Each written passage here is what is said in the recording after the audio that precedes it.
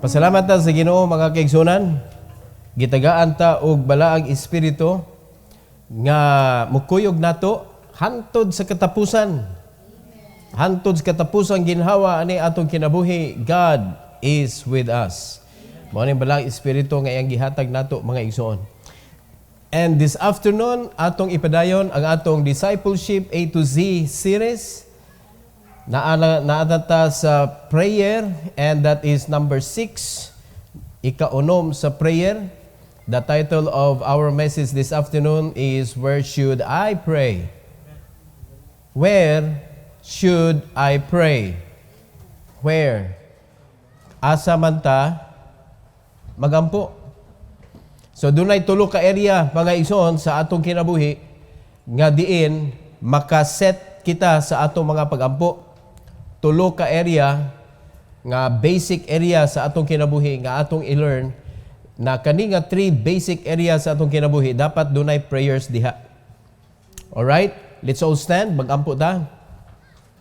Among langitnon nga Amahan, nagpasalamat kami kanimo once again, Lord, in the name of your only Son, the Lord Jesus Christ, our Savior. We thank you for bringing us again in your church, and thank you for making us part of this body. I pray that you bless each and everyone with wisdom. Let the Holy Spirit take control of our mind and our life, oh God. I pray that you also use me, please. Empower me to preach your word with boldness and with power. This is for your glory, we ask in Jesus' name. Amen. You may take your seat, please. So where should I pray? Mga kaigsunan, atong i-divide into three areas of our life that we need to put prayer always. Okay? Number 1, natay gitawag og personal prayer. Personal prayer. Bisag wala kay kauban, dapat ikaw mismo, individually, dapat kita naagyud tay mga pagampo. Kay usahay maguna-una ta, magampo ra ta mga igsoon kung naata sa church nag-prayer meeting ta. What about ikaw? What about every day of your life? Di ba gitudloan man ta that we need to make schedule. Dapat magbutan jud kag schedule sa imong kinabuhi that you need to pray. Amen? Unya nindot kaayo kung you will begin your day with prayer. Sugdi ang instruction or ang example nga gihatag ni Christ mga kaigsunan, ingon pa siya, before the sun rises, you utter prayers to the Lord.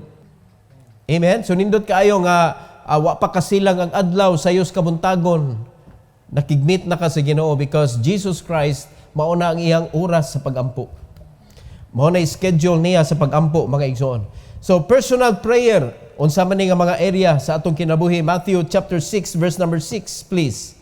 Matthew chapter 6 and in verse number 6, the Bible says, "But thou," ang gipasabot ani ikaw nga anak sa Dios, "But thou, when thou prayest, enter into thy closet, and when thou hast shut thy door, pray to thy Father, which is in secret, and thy Father which seeth in secret shall reward thee openly." So doon ay mga word diha mga kaigsunan nga gi-highlight nato, which is closet and secret. Go into your closet. Be alone in your heart. Walay lain, kundili ikaw ra og ang Ginoo. Di man na closet nga kanang kuan sudlanag sanina. It is in your heart. You pray alone. Be alone. Do not be in the crowd. No, ikaw ra usa. Na being alone and being alone with the Lord. Nagampo ka mga igsoon. Wala ka naminaw og kanang bisag unsa nga or wa ka nagtan-aw og TV, wala ka gunit sa imong cellphone, walay lain nga interruption. Ikaw ra og ang Ginoo, that is being in the closet with the Lord. Alright? Kay pwede man ka ma-interrupt kung naa ka sa kadaghanan. For example, naa kay kuyog, kunya nagampo ka, you cannot be in the closet kay wa sa kay baw nagpray ka, iyara ka tawgon diretso. Amen? Samukon ka niya. So mao na nga ang pagpasabot na para ka masud sa imong closet mga kaigsunan, palayo ka kung diin walay tao. Mao na in your room, you can be in your closet. No, again ha, dili ni siya closet nga sudlanag sanina. Na being alone, why laing tao nga naa nimo mga igsoon? According to the Bible, pag nag-ampo ka ngayon, ana imo pag-ampo nga ikaw lang kung Ginoo mga igsoon, so you are praying secretly. Ingo bas Bible mga igsoon, God will also reward thee openly. Pag kaninduta ani. So naa kay intimate nga relasyon sa Ginoo sa imong pag-schedule og prayer alone with the Lord. Amen? Di ba nindot ang kinabuhi kung naadyo kay alone with God?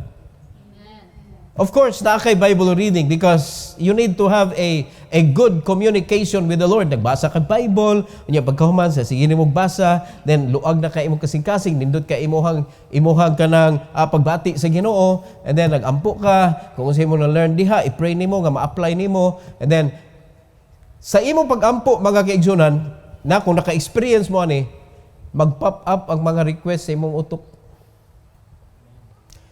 Niyo ng Holy Spirit that I will help you what to pray. Wala usay ganana ka muhunong pero naa pa nag-pop up, di pa ka panungon sa balang espiritu.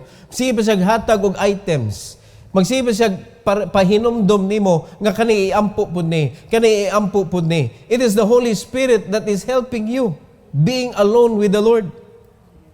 Nindot ni nga pag-ampo mga kaigsunan. Dunay kanang solemn siya, solemn with God. Amen? Mo na Kristohanon nga walay ingon ani nga klase ng pag-ampo, solemn. Dali ra ma-discourage. Dili lig-on ang iyahang pagka-Kristohanon. Number 2 mga kaigsunan, number 2. So number 2, that is public prayer. So sorry, pasabot aning public prayer.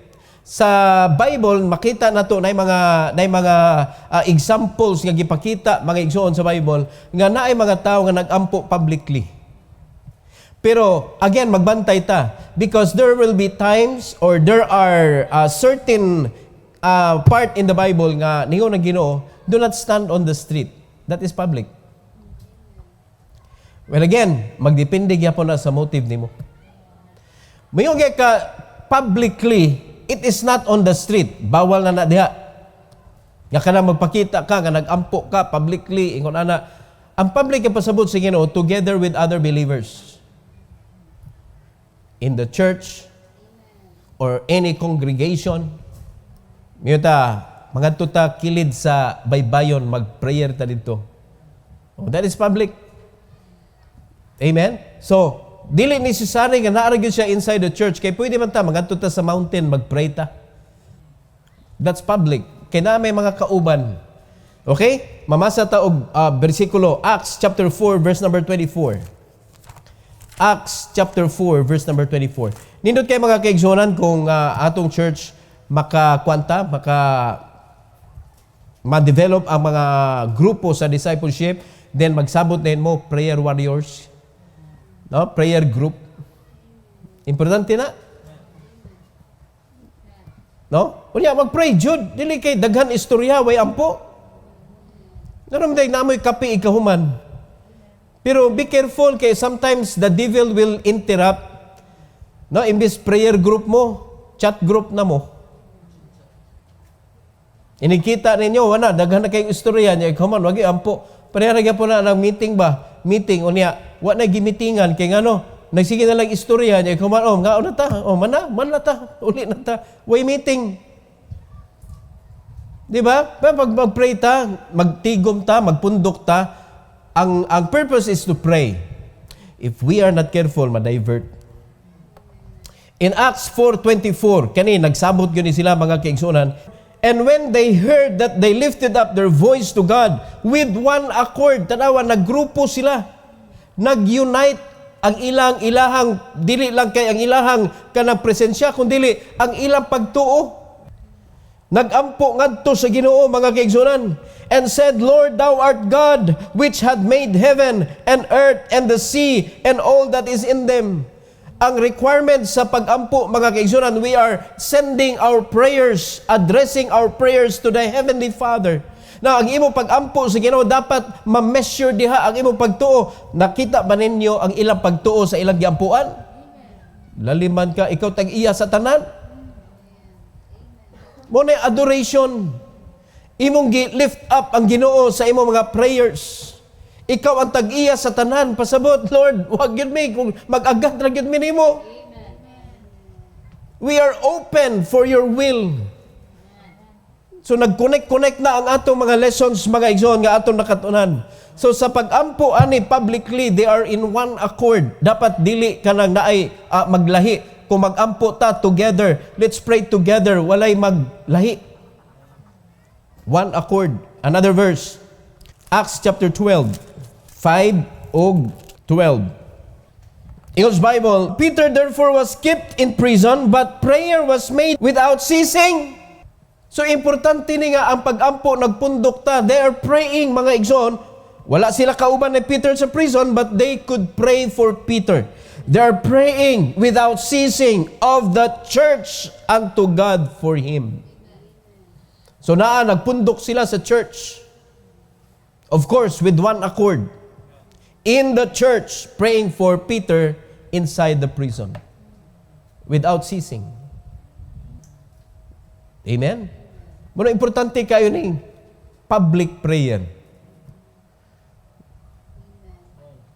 Natay kauban. Pero ato lang yung bantayan. When it is a public prayer, dili mga igsoon, sama sa kanang madungga na to nga iyahay singgit ngadtos Ginoo ingon na ba na nagkagubot na ang grupo, one accord. Usa ta ka grupo, one person will pray for everybody. Murabag ikay say ampo niya sunod puli-puli ba? Usa lang. Then others will just say amen, amen, thank you Lord. Kanang magkuan na ba kanang praying together. Ingon ana ang pag-ampo nato. Dili kay iyahay tagsinggit sa Ginoo mga igsoon nya piti na sabaan nato. Mura ta nang speaking in tongues. Niyo ba nang hilak niya nga ikaw mura kag mandaban uy hilak sa hilak ko. Di ba? Dapat pag-istorya ta sa Ginoo let one accord. In the church. Next verse. 12. Usa gisulti sa verse number 12. And when he had considered the thing, he came to the house of Mary, the mother of John, whose surname was Mark, where many were gathered together praying. Daghan gathered together praying. Muna importante kay mga kaigsuonan that when we pray together, kaya sa prayer meeting na to, individually maghapon, pero when you gather to pray together, so magpundok mo, alirong mo sa kanan ay mo'y bangko, magpundok ingo na, one person at a time. Praying together. Dili kay maglumba mo. Mas may ginang puli-puli. Di ba? Or i-assign, na mo moderate, unya magkauman, Brad, ikaw sunod, ikaw sunod, ingana. Nya ako'y closing. So ikaw man, kay ba nagkinsay mo sunod, unya closing dayon. Nag-ampo ta with one accord. So mayon neta, di kasabot ng Ginoo day kung magdungat tag sulti, makasabot man. Pero ang pangutana kita nakasabot. Kung nag-ampo diha, niya ko man nag-ampo pug ka, niya ko man ikaw usay mawa na kasi mo pag-ampo kay ngano saba kay ang usa. Ni mo yung Lord, hallelujah, oh God, you are so good. May kay ba daghan kay mingon ana mga ikaw ko. Sana man ni oy. Demikian mo. Nay nag-ampo ay saba. Pag individually ayaw sama. Then daghan mo nya wa mo nagsabot na we will pray with one accord. Dili mo grupo nga magampo, individual. Nagsaba. Pray in your closet. In your heart ay kabalaka way manandog nimo kay ngano man nagsabot man mo magampo ta way sabay. Pwede. Pero pag grupo gani usa lang sa paistorya sunod lain na pod sunod lain na pod. Ingon ana. No? Kay importante kayo ang prayer jud. Amen? So laliman ka, unsay nahitabo ani kang Peter? tungod sa mga pag-ampo, nakagawas siya. Muna pagkagawas niya, nakaabot siya dito sa balay. Nakita niya, daghan ang gampo. Imagine ni mo mga kaigsunan, usa ka powerful in prayer. So, I would encourage you, as the discipleship goes on, have a group, prayer group. Fellowship mo, basta walay chismis. Kay mo manay usa sa strength sa discipleship, mawala ang chismis. Kaya ang atong isgutan is the message. 1 Corinthians chapter 14:34. Kinsa man ang dapat mo lead when we are in a group. Di ba, panita ka mo, nag-group mo. Sagol man mo, na ibabay, na ilaki. Can a woman lead a prayer? O sa Ingon's Bible, verse 34, let your woman keep silence in the churches. For it is not permitted unto them to speak, but they are commanded to be under obedience, as also saith the law. Knowing nga ang prayer is approaching the throne of God in behalf of this group. Unya, ikaw mo'y speaker, dapat laki. Muna kita mga laki, dapat di ta mahadlok pa ang puon. No? Practice man na diri. Okay, Brad, ikay closing prayer. Yes. Lipay ka kay, in behalf of the church, I will pray to God. Dapat excited ka. Dili ka maulaw, di ka mahadlok. Well, in the beginning, mahadlok jud ka. Kay gi-create pa man ka. Di ba? In the beginning, gi-create pa man ka. But when you are created already, mahadlok pa ba ka? Na-mold na ka sa Ginoo?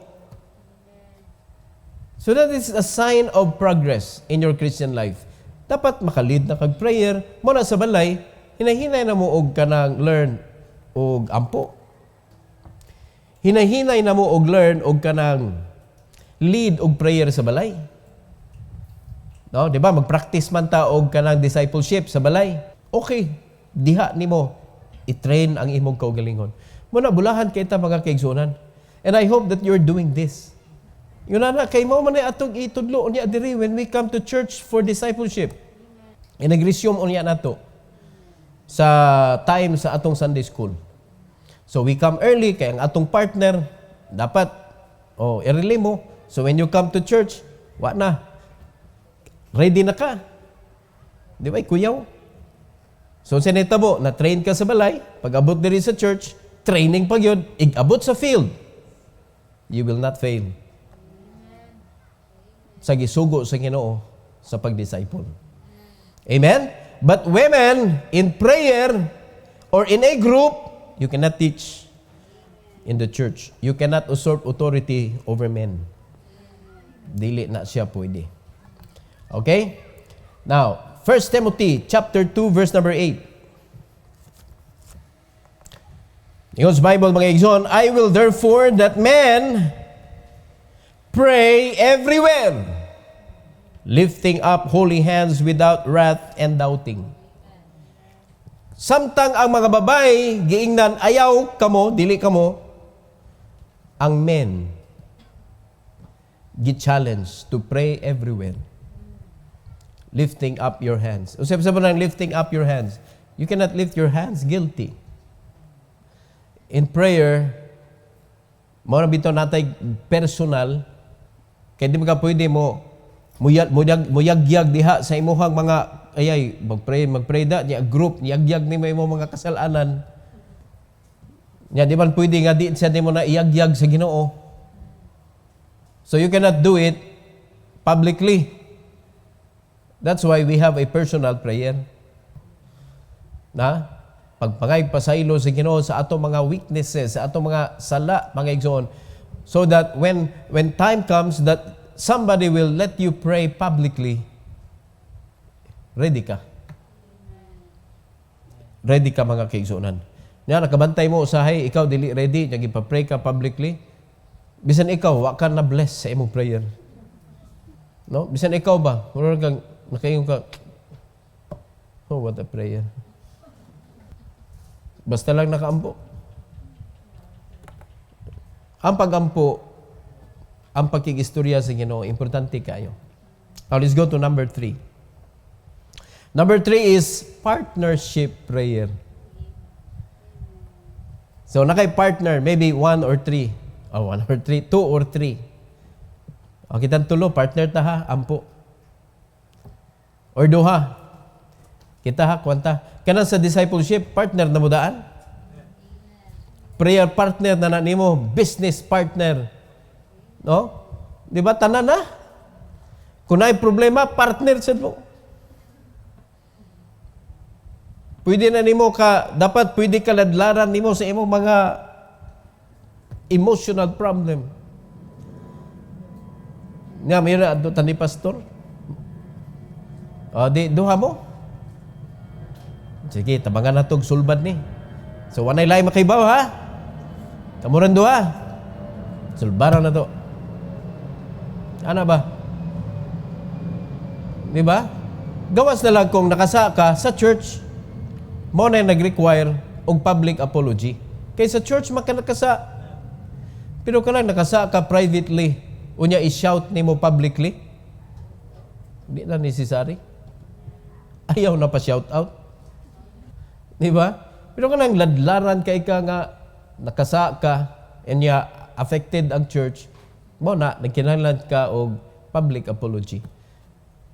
Pero kanang kuandra, di na kinahanglan. Di na kinahanglan. So that healing will be quick. Wala na daghan pa nga kung ano nimo, concern nimo mga kaigsunan. So nindutin na kay partner in prayer. Unya, ang pinakadili yun nimo mawa nga partner is your kapika sa kinabuhi. Si bana, imong asawa. Si asawa, imong bana. You can partner also your kids. Amen? I-partner nimo imong anak. No, kung gamay pa imong anak, i-partner. Kanindot anak. And then, you can also have partner, there is a church. Mo na, ang kanang imong discipleship partner. Partner mo, prayer partner. Importante ni mga kaigsunan. In Matthew chapter 18, 19 to 20. Matthew 18, 19 to 20. And this is our closing verse. Verse 19, again, I say unto you, that if two of you shall agree on earth as touching anything that they shall ask, it shall be done for them of my Father which is in heaven. Nindot kayo, no? So dapat ang requirement ani, if you have a partner in prayer, pag-agree mo. Kay, nagampo na siya, di mo magdungan. Di ba di mo magdungan? Or kung magdungan mo, maghilom na mo. Wala. Iyahay tagampo. O sige, ayog saba. So pray inside the closet. Pero kung puli-puli mo, siyempre makadungog na siya. Nyawa mo nag-agree. Mino siya, kaka ni siya.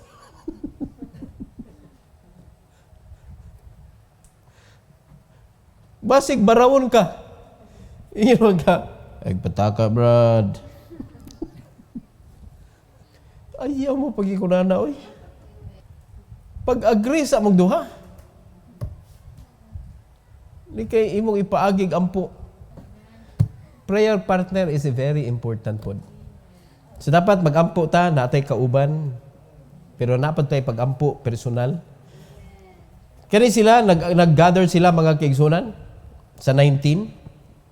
Ako Osborn, again, I say unto you that if two of you shall agree on earth, importante kining agreement. In verse number 20, for where 2 or 3 are gathered together in my name, there am I in the midst of them. Mo na kamunduha, nag-ampo mo, God is in between. Praise the Lord, mga kaigsunan. Mo na nga napaminawan ka, nadunggan ka, gi-approve ka, i-provide dayon sa Ginoo. So that's how prayer gihatag sa Ginoo nato. This is the best privilege nga gihatag sa Ginoo nato to approach the throne of God. Amen? Approaching the throne of God. Una, personally. Personal prayer. Dapat naagyo kay personal prayer. Early in the morning, di na ka magkinanglan sa ngita pa prayer partner, o pa naghagok pa imong prayer partner. Na kay personal prayer. Amen? Importante na, ikaw ang Ginoo ra, nag-istorya mo. Anha ni mo maladlad ang imuhang mga kasalanan, no? Masumbong ni mo sa Ginoo, na kay kasakit, Lord, tagtangan na Lord, makaguba ni kung kinabuhi. Di ni mo makasulti ka sa Ginoo, kaysa istorya ni mong tao, niyab ka man, i-broadcast ka. Isibya ka. Wala, ang safe re good, pag personal matters, ang safe re good, you talk to God or you talk to the man of God. Personal matters. Di yun nakalusot. Di nakalusot. Na may mga members nga mo doon nako unya personal. Ang ako lagi pangutana lagi, who else knows about this? Ala ra gyud. Sulbaron na to. Ana. So kung sulti ka sa Ginoo, ipanabi di ka sa Ginoo. Di ba di? So mo na masulbad siya. So personal prayer is very important to cleanse you, no? To make you able to pray aning sunod. Public prayer. So kinahanglan andam jud ka permi kay wa ka kay bawg kanu sa ka pampuon publicly. Labi na naata sa church, no? Nya pakaliton ka. Kung di ka andam lagi, mailhan man ang Kristohano dili andam. I would like to call yan agi ka na di andam, wala lagi. Hadlok tawgon ba? Dapat ready ang mga men. Amen, men? No, young people, men man mo gyapon. Di pa sabot men you. But you are lalaki. So tanang lalaki dapat ready to pray. And next, partnership prayer. Importante. Kung minyo na ka, make your wife or your husband your partner in prayer. Your children, partner nimo sa pagampo. So ang prayer na to atong i-exercise. I am waiting nga kamo mo initiate mo og prayer group sa inyong discipleship. No? Unya, family, partner mo sa prayer. Nindot kayo. Pag magmainampuon ta, magmadin na ubon ta. Atong topic sa sunod, mga kaigsunan, prayer gyapon. And this is number 7, and the title is, Will My Prayers Be Answered? Unsa ka ka-sure nga silang nag-ampo ka tubagon? So, will my prayers be answered? Muna ato ang topic inig ka Wednesday. Let's bow our head. Let's close our eyes. Heavenly Father, we thank you, Lord, for the message about prayer. I pray, dear God, that you allow us, O Lord, to use this. Help us, Lord, nga naagyod may schedule sa among personal prayers. And help us also that we could have partners sa among pagampo, Lord, because it is important also that somebody will pray for us. And help us also, dear God, that as a church, we will gather as one accord. Kani among schedule sa prayer meeting every Saturday. Help us, O God, na makaampo upod me with one accord. And I pray that you use each and every one to be a participant of this prayer, that they will come also to pray with us. Thank you, Lord, for this opportunity sa altar call. Please bless your people as they come, O God, to pray to you, to thank you, to ask forgiveness, whatever things nga ilang gikinanglan, Lord, nga moanhi sila sa altar. Please bless them for your glory. In Jesus' name, amen.